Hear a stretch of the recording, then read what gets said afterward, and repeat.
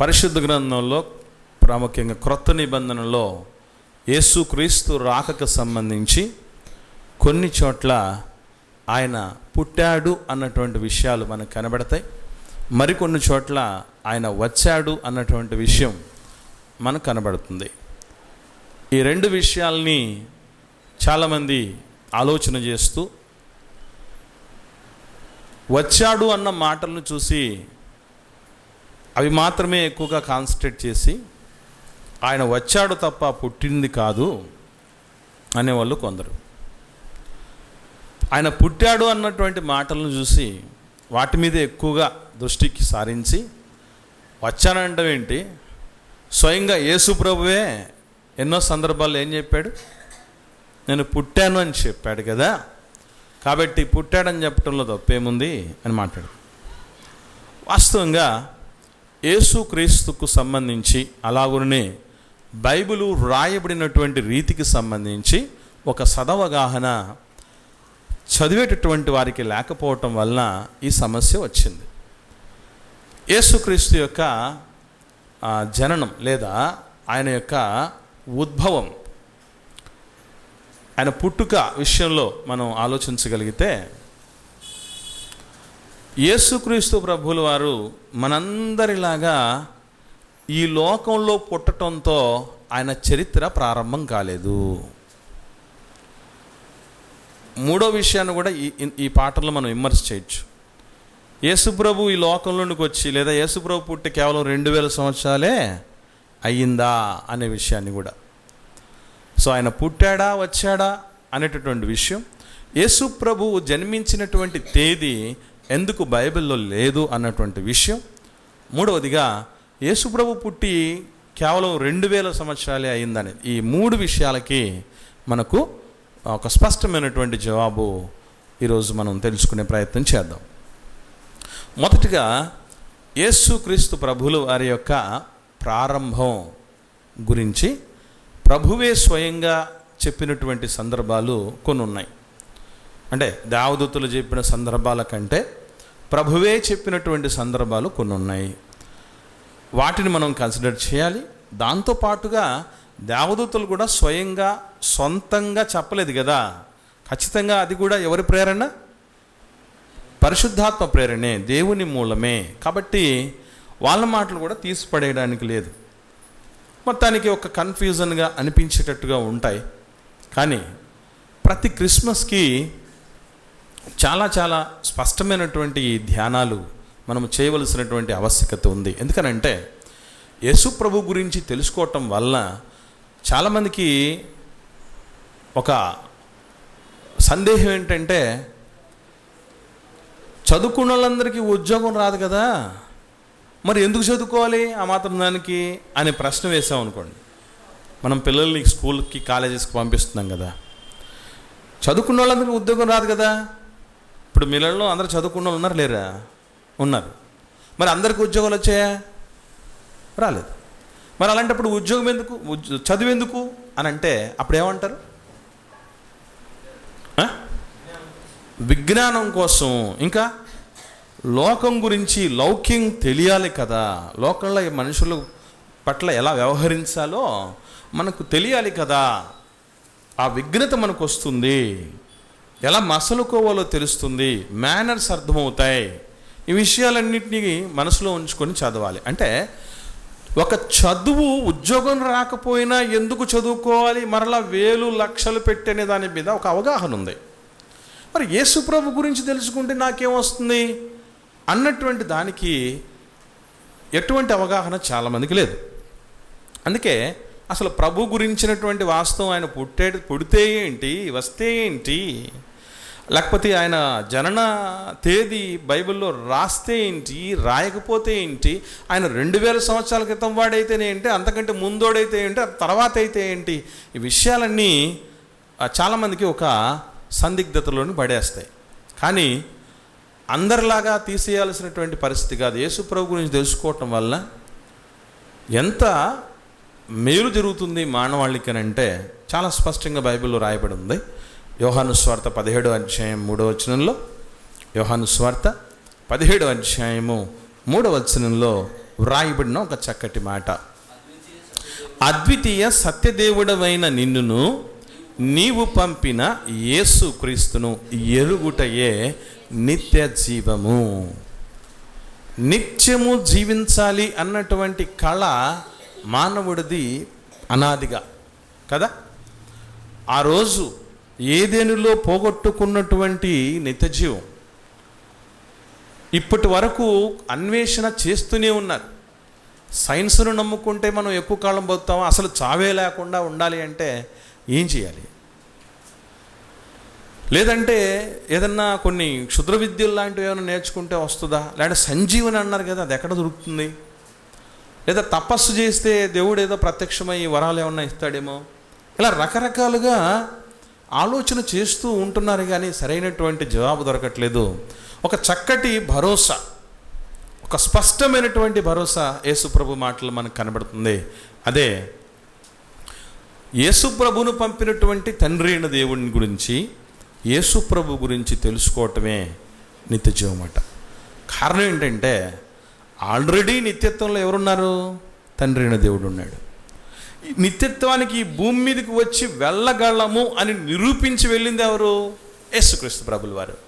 అసలు వీళ్ళిద్దరి గురించే తెలుసుకుంటే ఎందుకు నిత్య జీవం వస్తుందనేది మనం ఈ మాటలు బట్టి అర్థం చేసుకోవచ్చు. రైట్?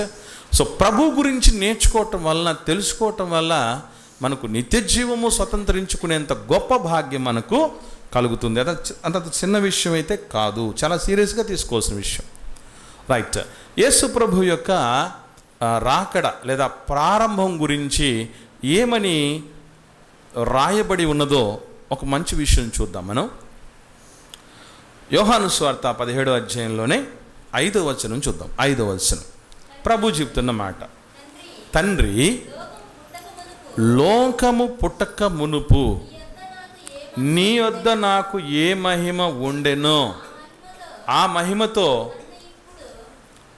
నన్ను ఇప్పుడు నీ వద్ద మహిమపరచు అంటున్నాడు. ఏమండి,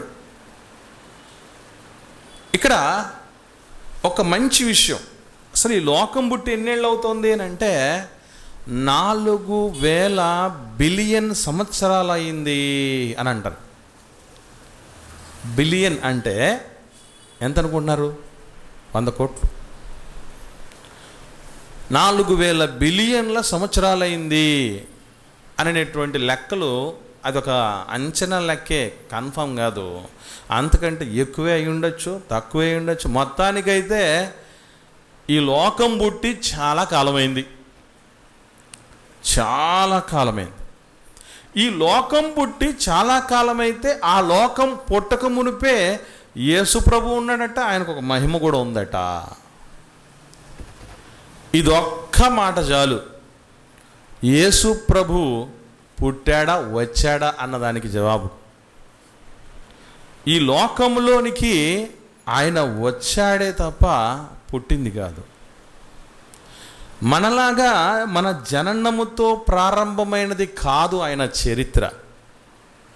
ఈరోజు మన చరిత్ర జననంతో ప్రారంభమై మరణంతో ముగిస్తుంది. ఆయన చరిత్ర జననంతో ప్రారంభమైంది కాదు, మరణముతో ముగిసిపోయింది కాదు. ఆయన 100% ఈ లోకం పుట్టక మునిపే ఉన్నటువంటి వాడు, మహిమాన్వితుడుగా ఉన్నటువంటి వాడు దేవుడి దగ్గర. ఒక అనామకుడుగా ఉన్నటువంటి వాడు కాదు. లోకం పుట్టక ముందు దేవదూతలు కూడా ఉన్నారా లేదా? లోకం పుట్టక ముందు పరలోకం కూడా ఉంది. కానీ పరలోకము కంటే దేవదూతల కంటే ఉన్నతుడిగా, మహిమోన్నతుడిగా, మహిమాన్వితుడిగా యేసు ప్రభు ఉన్నాడు. ఇక ఆయన పుట్టినటువంటి డేట్ ఎందుకు రాయబడలేదు బైబిల్లో? ఎందుకు రాయబడలేదు అని అంటే, ఆయన ఈ లోకాలే పుట్టక మునుపు ఉన్నటువంటి వాడైతే ఎప్పుడని రాద్దాము, ఏమని రాద్దాము? ఎన్నో సందర్భాల్లో యేసుప్రభు చెప్పిన మాట, నేను మొదటివాడను అంటే, ఒకవేళ ప్రారంభం ఉంది ఈ ప్రకృతికి, ఈ లోకానికి అని అనుకుంటే ఆ ప్రారంభం నేనే అంటున్నాడు. ఒకవేళ ఈ లోకానికి అంతముందనుకుంటే ఆ అంతాన్ని నేనే అంటున్నాడు. Alpha omega. కాబట్టి ఎప్పుడని చెప్పటానికి అసలు మనకే అంతు పట్టదు. ఇదొకటైతే, రెండవది ఇదే యోహాను సువార్త 8వ అధ్యాయము 56, 57, 58 వచనాలు చూద్దాం. మీ తండ్రి అయిన అబ్రాహాము నా దినము చూతునని మిగుల ఆనందించెను, అది చూచి సంతోషించెను అని. అందుకు యూదులు, నీకు ఏ 10 సంవత్సరములైనా లేవే, నీవు అబ్రహామును చూచితివా అని ఆయనతో చెప్పగా, యేసు అబ్రహాము పుట్టక మునిపే నేను ఉన్నాను. అబ్రహాము పుట్టక మునిపే నేను ఉన్నాను. విశ్వాసులకు తండ్రి అయిన, విశ్వాసులకు ఆరంభకుడైన, ప్రారంభకుడు కదా, వాళ్ళ నుంచి, ఆయన నుంచి విశ్వాసుల యొక్క జాబితాతో అసలు శిష్యులుగా మొదలైంది. అటువంటి ఆయన పుట్టక మునిపే యేసు ప్రభు ఉన్నాడు అన్నాడా, పుట్టానన్నాడా? ఇప్పుడు అప్పుడప్పుడు మనకు అక్కడ బ్రదర్ ఉన్నాడు, ఆయన నాకంటే ముందు పుట్టి ఉండొచ్చు. విజయసాగర్ గారు ఉన్నారు, ఈయన నాకంటే ముందు పుట్టాడు. నేను పుట్టాను, ఆయన పుట్టాడు, ఇద్దరం పుట్టినోళ్ళే. కానీ అబ్రహాం గారి గురించి, ప్రభు గురించి మాట్లాడుతూ ప్రభు ఏం చెప్పాడు అని అంటే, అబ్రహాం పుట్టాడు, నేనున్నానన్నాడు. అబ్రహాం పుట్టాడు, ఆయన పుట్టక మునిపే నేనున్నాను అన్నాడు. సో ఈ 2 విషయాలు, యోహాను సువార్త 17వ అధ్యాయం 5వ వచనంలో ఉన్న విషయం, అలాగే 8వ అధ్యాయం 56, 57, 58 వచనాల్లో ఉన్నటువంటి విషయాలను బట్టి మనం అర్థం చేసుకోవాలి. ఏమనంటే, యేసుక్రీస్తు ప్రభుల వారు యొక్క రాకడ జరిగింది లోకంలోనికి. ఆయన వచ్చాడు. అలాగే డిసెంబర్ 25నో లేకపోతే ఇంకొక డేట్ ఉన్నో ఎందుకు లేదు అని అంటే, ఈ లోకములోనికి వచ్చాడు దాదాపు 2000 సంవత్సరం క్రితం, అంతే. అంతకు మునుపు ఆయన ప్రారంభం అదే కాదు. మనం ఈ లోకంలోనికి వచ్చిన ప్రారంభమే మన ప్రారంభ దినం. కానీ యేసుప్రభు ఈ లోకంలోకి వచ్చిన దినం మాత్రం ఆయన ఈ లోకంలోనికి వచ్చిన దినమే తప్ప ఆయన పుట్టిందనో కాదు. అందుకే ఎన్నో డేట్స్ ఏమండి కన్ఫామ్గా దేవుడు రాయించాలంటే ఎందుకు రాయించడండి? చిన్న చిన్న విషయాలే రాయిస్తాడండి. కానా అనే ఊరిలో వివాహానికి పోయాడు యేసుప్రభు. వివాహం పోయింది రాయించిన వాడు.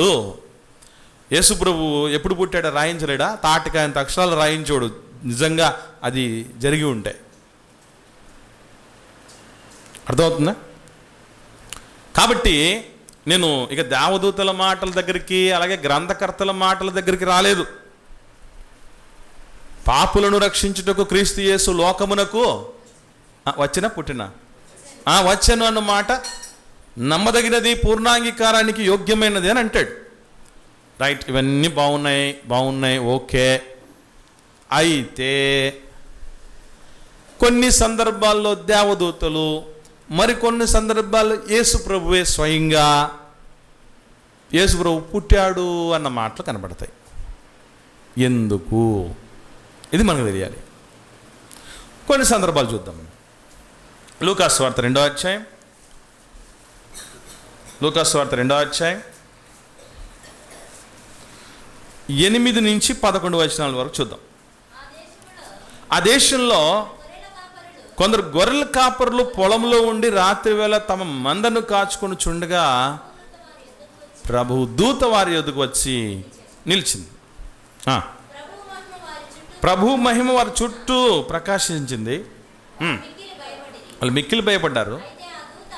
అయితే ఆ దూత, భయపడకుడి, ఇదిగో ప్రజలందరికీ కలగబోవు మహా సంతోషకరమైన సువర్తమానము నేను మీకు తెలియజేయుచున్నాను. దావీదు పట్టణమందు నేడు రక్షకుడు మీ కొరకు, దావీదు పట్టణమందు నేడు రక్షకుడు మీ కొరకు, నోట్ దిస్ పాయింట్, పుట్టి ఉన్నాడు. ఈ మాటలు చెప్పింది ఎవరండి?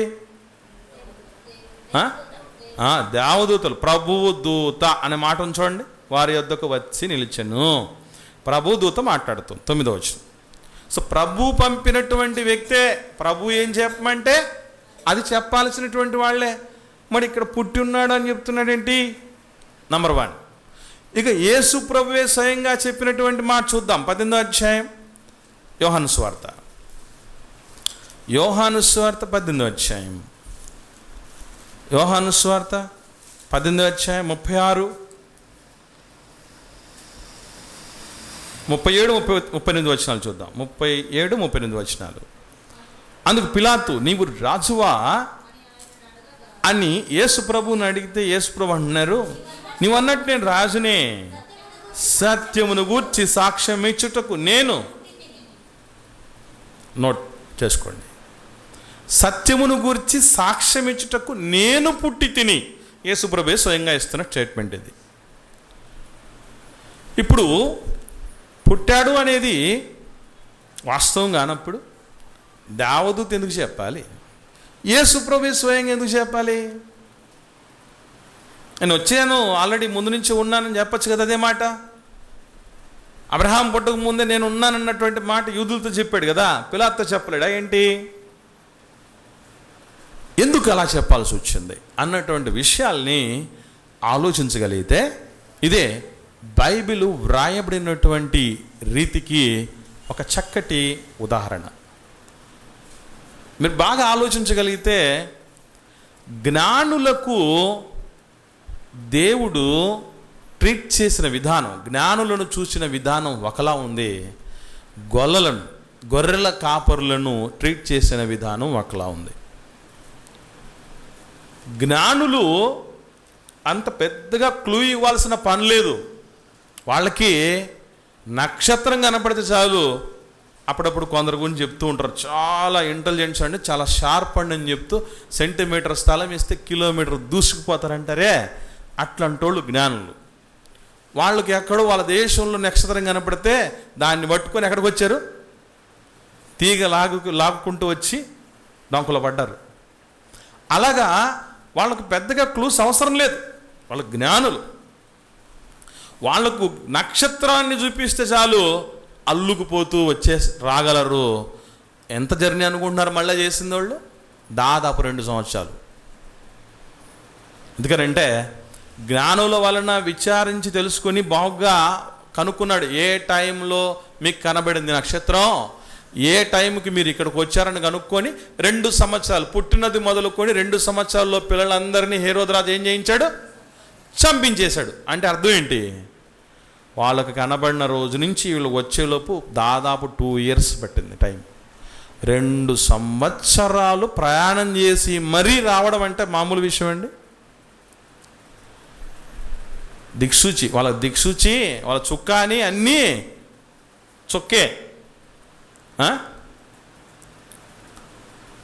పాట ఈరోజు వచ్చేది బాగా ట్రెండ్లోకి వచ్చింది కదా, తూర్పు దిక్కు చొక్కా బుట్టే మరి అమ్మ ఓ మేరమ్మ అని వచ్చింది కదా. అట్లా దాన్ని చూసుకొని పట్టుకుంటూ వచ్చేసారు. అది జ్ఞానంలోకి ఉన్న స్టాండర్డ్స్. మరి గొర్రెల కాపరులు ఉన్నారు, జ్ఞానుల్ని గొర్రెల కాపరిని ఒక గాటి కట్టకూడదు. అందుకే గొర్రెల కాపర్లకి నాయన ఇదిగో ఈ నక్షత్రాన్ని పట్టుకొని పోండి అన్నారు అనుకోండి, వాళ్ళు వెళ్ళలేరు.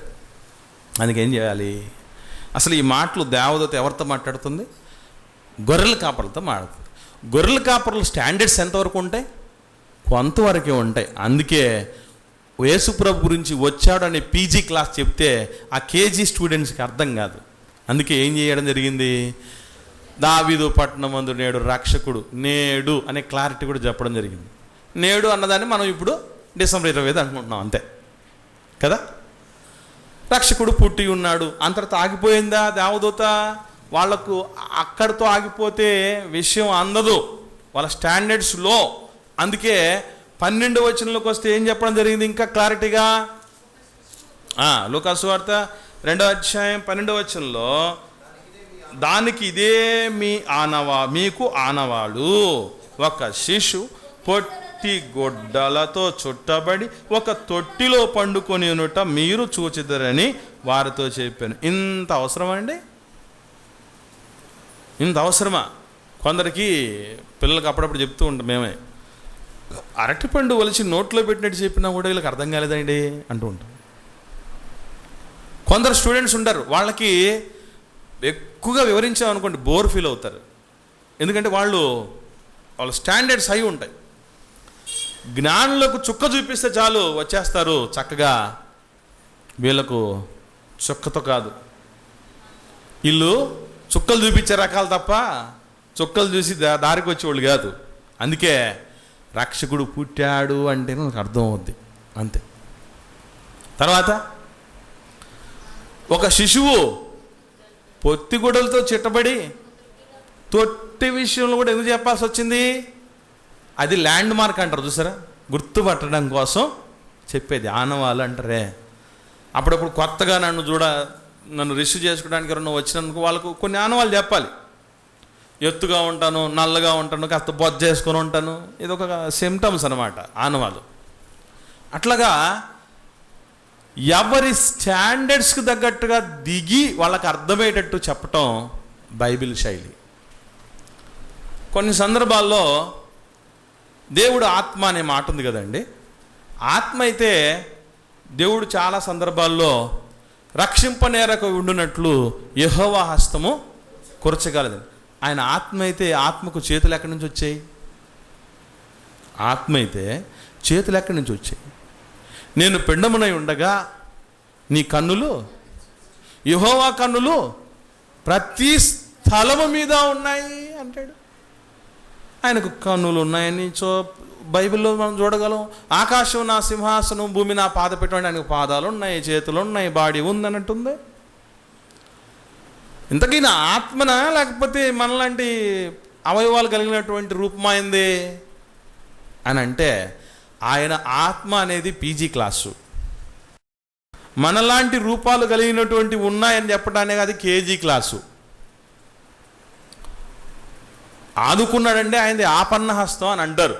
అంటే ఒక మనిషి ఆదుకోవాలి అని, ఆదుకున్నాడని చెప్పడానికి మనం వాడే పదం చేయూతనిస్తాడు, చెయ్యందిస్తాడు అనే మాట చెప్తాం. అది అందరికీ అర్థమైంది. అందుకే యెహోవా హస్తం అంటే మనలాంటి హస్తాలు లేకపోయినా ఏమని రాయబడింది? యెహోవా హస్తం కురచగా అంది అని రాయబడింది. జాగ్రత్తగా కేర్ఫుల్గా చూసుకుంటున్నారు, చాలా సంరక్షిస్తున్నారు. వాళ్ళ మీద ప్రత్యేకమైన దృష్టి ఉంది, కాపాడుకుంటారు అని చెప్పడానికి మనం వాడే పదం ఏంటి? చూసుకోవటం. జాగ్రత్తగా చూసుకోండి అని అంట. కాబట్టి నేను పిండమునై ఉండగా నీ కన్నులు నన్ను చూసినంటే అర్థం ఏంటంటే, ఈరోజు ఒక చిన్న నలుసుగా అమ్మ కడుపులోకి వెళ్ళినటువంటి మనం ఒక చక్కటి రూపంతో 9 నెలల తర్వాత వస్తున్నాం అంటే ఆయన కేర్, అది ఆయన చూసుకుంటున్న కేర్ని గ్రంథకర్త ఏం వివరించి చెప్తున్నాడు? కన్నులు చూసాయి. నా కుడి చేత ఆశీర్వాదములు ఉన్నాయి అంటాడు దేవుడు. పాదపీఠం అనేది చెప్తే అర్థం ఏంటి అంటే, సో ఆయన రూపం మనకు అర్థం చేయించాలండి. ఎంత రూపమో ఎట చెప్తే అర్థం అవుద్ది?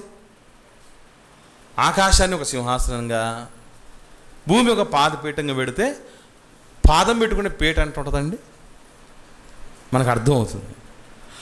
పీట అంత ఉంటుంది, ఆయన పెట్టుకునే పాదం పెట్టుకునే పీట ఉంటుంది ఈ భూమి. ఆయన కూర్చుంటే సరిపోయేంత ఉంటుంది ఈ ఆకాశం. అంటే అమ్మో దేవుడి రూపం ఎంత ఉంటుందో అని మనకు అర్థం. లేదనుకోండి అది గాల్లో దీపం ఏమో అర్థం కాదు మనకు, ఊహ అంతా. చాలా సందర్భాల్లో బైబిల్ గ్రంథంలో మనిషి యొక్క లో స్టాండర్డ్స్ని రీచ్ అవటం కోసం దేవుడు రాయించిన పదాలే ఇలాంటివి. కొన్ని చోట్ల ఎంత పరస్పర విరుద్ధంగా ఉన్నట్టుగా అనిపిస్తాయి. ఉదాహరణకి పాతాళంలో అగ్ని ఉంటుందా, చీకటి ఉంటుందా? పాతాళంలో అగ్ని ఉంటుందా, చీకటి ఉంటుందా అండి?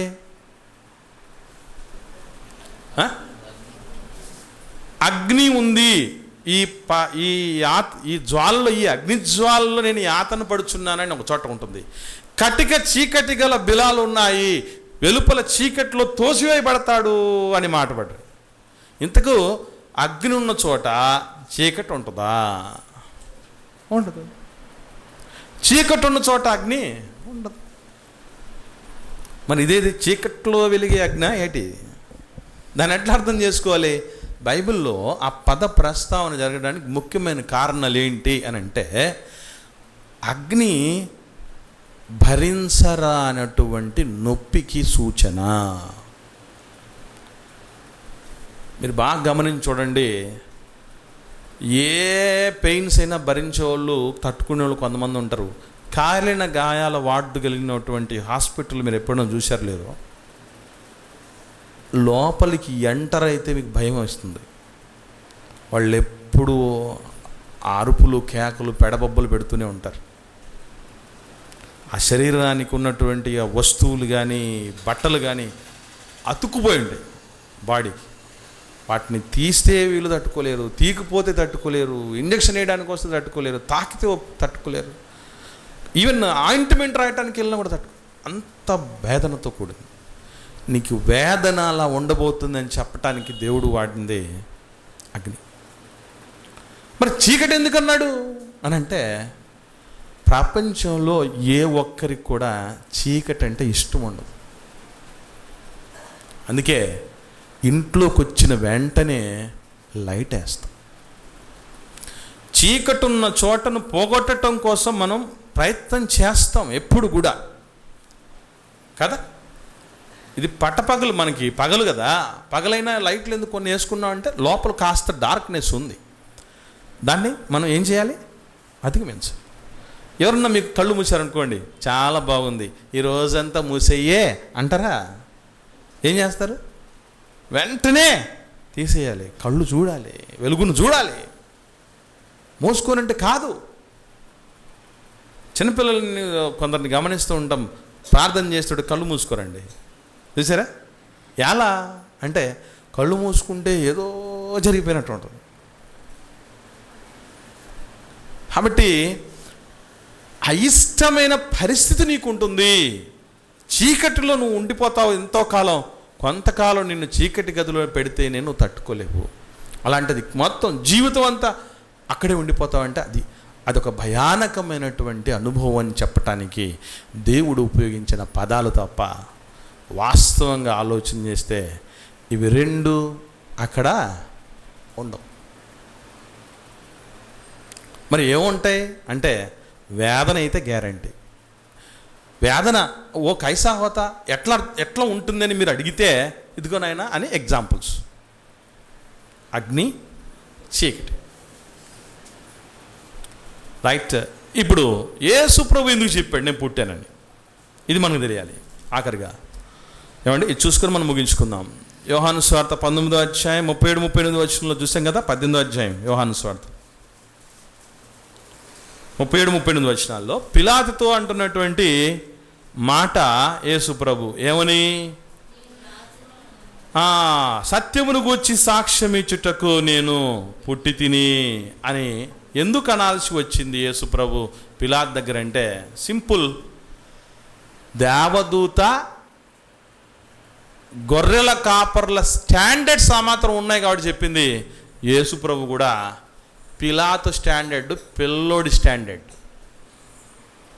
ఎందుకు చెప్తున్నాను ఆ మాట అంటే, సత్యమును గూర్చి సాక్ష్యం ఇచ్చుటకు నేను పుట్టానన్నాడు కదా యేసు ప్రభు. వెంటనే అయ్యగారు ఏమడిగారు? ఏమండి చూడండి అక్కడ రెండో మాట. అందుకు పిలాతు సత్యమనగా ఏమిటి ఆయనతో చెప్పు. సత్యమును గూర్చి సాక్ష్యం ఇచ్చడానికి నేను పుట్టానంటే సత్యం అంటే ఏంటి అని అడిగాడు. చిన్నపిల్లడు క్వశ్చన్ లాగా లేదు ఇది. అసలు రోమా పట్టణాన్ని పరిపాలించే గవర్నర్ అంటే మామూలు విషయం అండి. ఒక గవర్నర్కి సత్యం అంటే తెలీదా? కనీసం మనలాంటి వాళ్ళు అడిగినా ఏం చెప్తారు? సత్యం అంటే నిజం అంటారు, వాస్తవం అంటారు కదా. మనం చాలా బెటరు పిలాతు మీద. ఎందుకంటే గంట కొడితే సత్యం అంటాం మనం అయితే కదా. ఎప్పుడైనా ఎవరితో మాట్లాడేటప్పుడు గంట కొడి సత్యం, ఇదేమి సత్యం? బల్లి సత్యం పలికిందండి, బల్లి పలుకుతుందండి. మనం పలకాలరా దేవుడు అంటే మాట్లాడుతూ ఉంటే బల్లి సత్యం పలికింది అంటాడు. ఏమండి? కాబట్టి వాస్తవంగా సత్యం అన్నటువంటి దానికి కనీసం నిజం అన్నటువంటి మాటను మనం చెప్పగలం. కానీ పిలాతుకి అది కూడా తెలియదు. అది పిలాతు స్టాండర్డ్.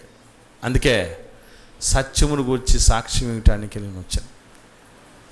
నేను రాజునే, కానీ రాజు వచ్చి ఏం చేయటానికి అంటే రాచకార్యాలు వెలగబెట్టడానికి కాదు. ఈ లోకంలో ఉన్నటువంటి వాళ్ళలాగా నా రాజ్యం ఈ లోక సంబంధమైంది కాదు, ఇవి అందవు. అందుకే సత్యం అంటే ఏంటి అని అడిగితే యేసుప్రభు ఆన్సరే చెప్పలే. ఎందుకు? పరిశుద్ధమైంది కుక్కలకు పెట్టద్దు, మీ ముత్యాలు పందులు ఎదుటి వేయద్దు.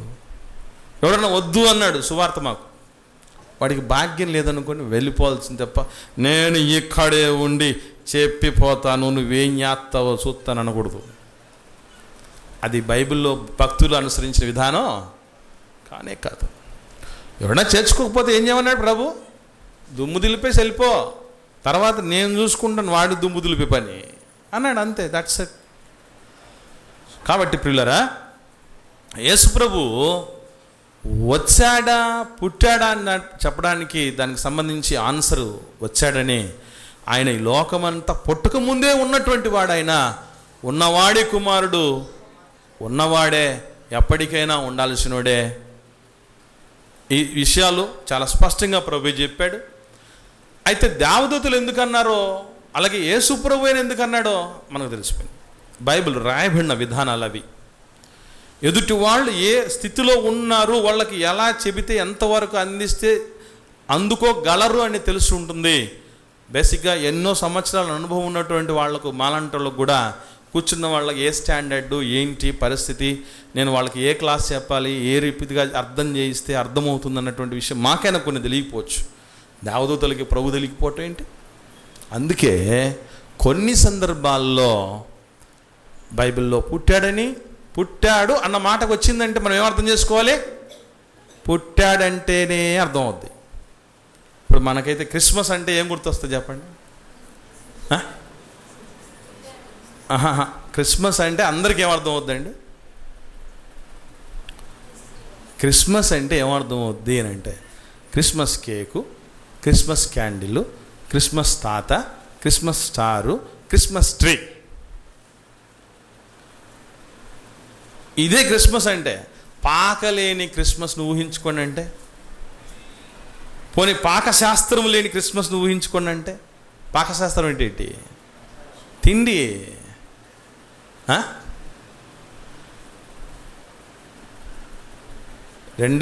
రెండు పనులు ఉంటాయటండి పండగ అంటే. ఒకటి ఒంటికి బట్ట, రెండు పంటికి తిండి. ఇది పండగ అంటే.